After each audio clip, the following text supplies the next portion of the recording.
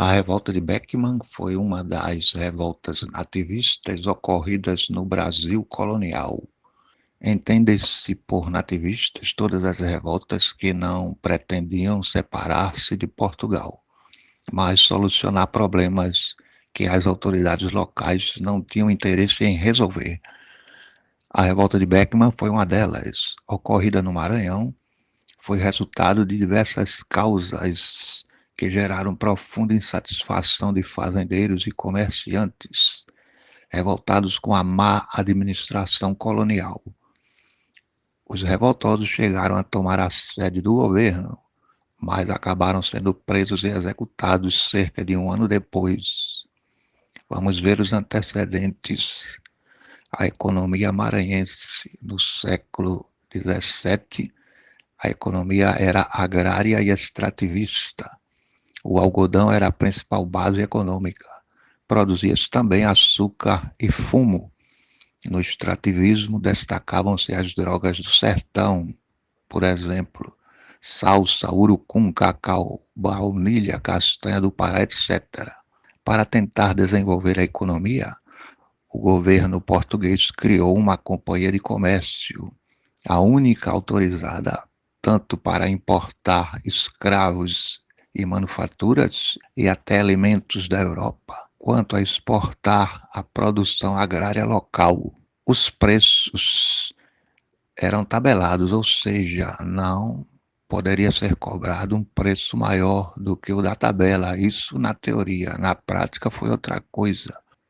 A dificuldade dos fazendeiros do Maranhão era obter mão de obra escrava para as suas lavouras. Os índios estavam protegidos pelos jesuítas através de acordo com o governo português.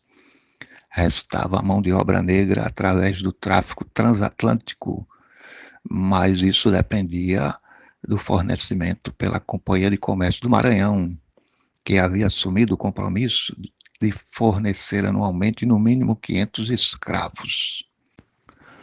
O problema é que a empresa nunca cumpriu com sua parte do acordo, sempre demorava para trazer os escravos e sempre cobrava um preço acima do que estava estipulado na tabela, sob protesto dos fazendeiros que não tinham outra opção senão pagar o valor a mais.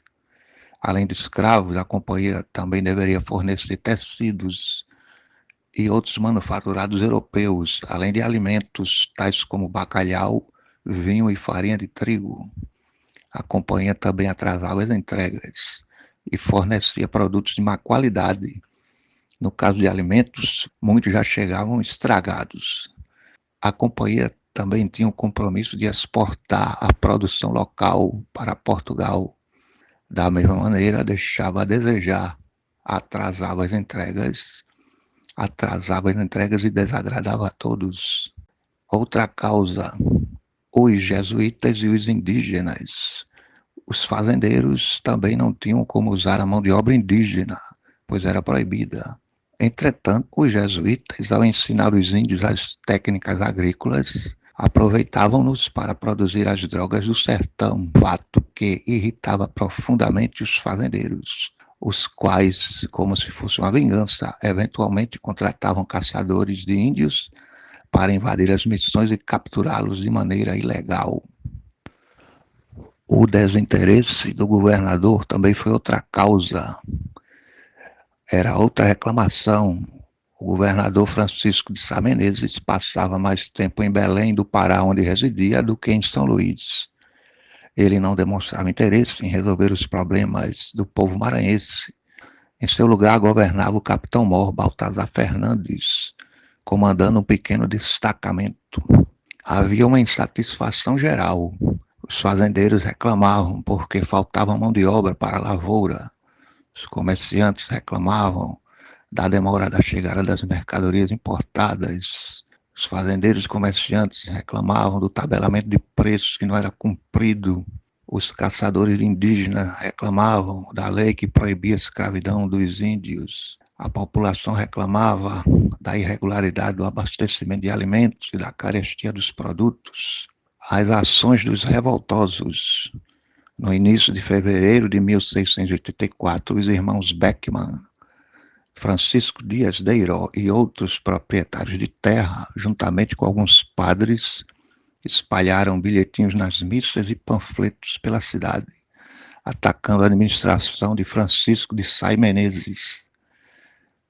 Em fevereiro de 1684, aproveitando a rotineira ausência do governador, uma multidão enfurecida, com mais de 100 pessoas, invadiu a sede do governo maranhense, rendeu o pequeno contingente militar e assumiu o governo, criando uma junta governativa composta por 6 membros, sendo 2 representantes dos fazendeiros, 2 do clero e 2 dos comerciantes.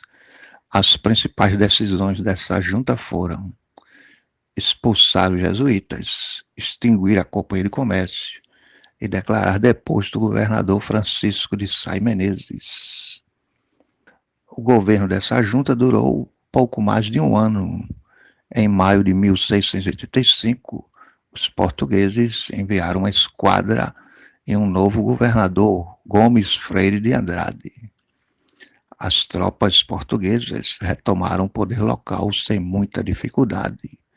Muitos moradores envolvidos com a revolta fugiram com medo das punições. Os principais líderes foram presos, julgados e condenados. Alguns foram para o exílio, outros foram para a execução, dentre eles Thomas Beckman. Os jesuítas foram autorizados a retornar e o negócio com a Companhia de Comércio foi desfeito.